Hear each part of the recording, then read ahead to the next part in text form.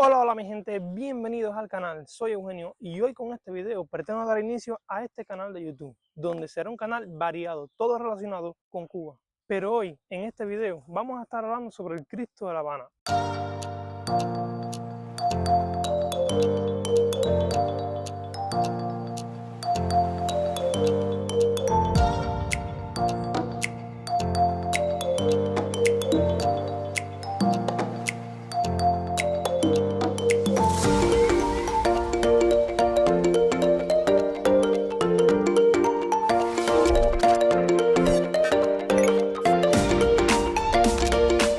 Pero, ¿sabías el por qué y quién fue el que creó el Cristo de La Habana?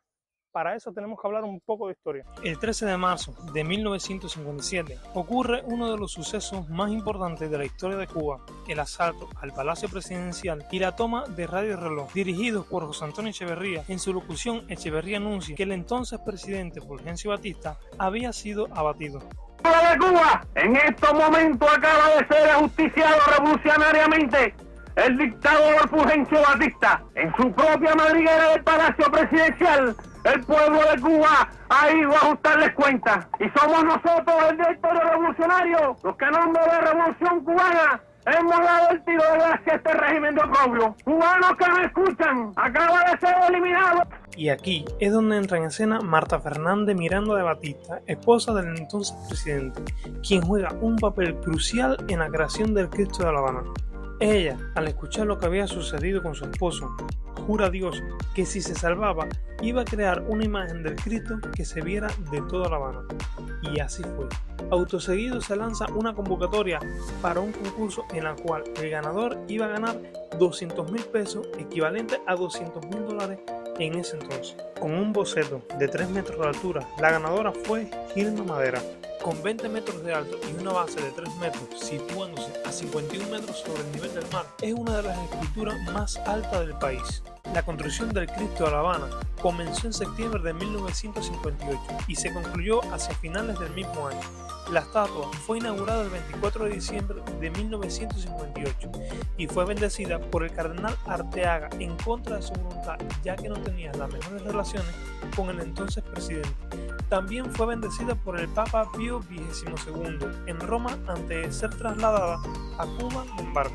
Para su realización se utilizaron unas 600 toneladas de mármol blanco de Carrara y se estima que su peso final es de 320 toneladas. En el mundo existen varias esculturas similares al Cristo de La Habana, como el Cristo Rey en Lubango, Angola, el Cristo Rey en Lisboa, Portugal y el Cristo de Corcovado en Río de Janeiro, Brasil.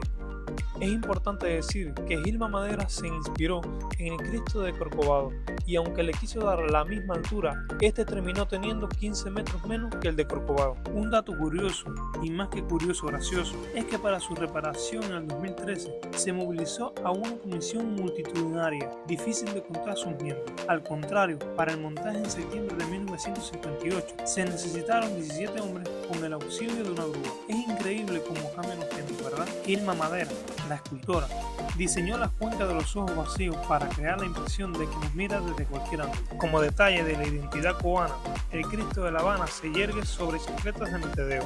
Además, Gilma le regaló unos labios pronunciados como símbolo de su concepto de virilidad del mestizaje cubano. Además, en la base de la estatua colocó diversos objetos de la vida cotidiana contemporánea durante su función. ¿Por qué lo hizo? Hagan su conjetura en los comentarios. El Cristo de La Habana, a lo largo de los años, ha sido alcanzado en 5 ocasiones por rayo: en 1961, en 1962 y en 1986. En noviembre del 2014, un cuarto rayo impactó en la parte superior de la cabeza del Cristo y también afectó la mano derecha del monumento, que estuvo varios meses en reparación. Las autoridades decidieron cambiar el viejo pararrayos y colocar uno nuevo y más alto. Sin embargo, a inicios del 2016, una quinta descarga eléctrica volvió a sacudir al Cristo. Y bueno, hasta aquí el video de hoy. Si te ha gustado, espero que me dejes un buen like y que si crees que se me ha olvidado algo, que me lo dejes en la caja de comentarios. Así que sin más nada que decir, hasta el próximo video.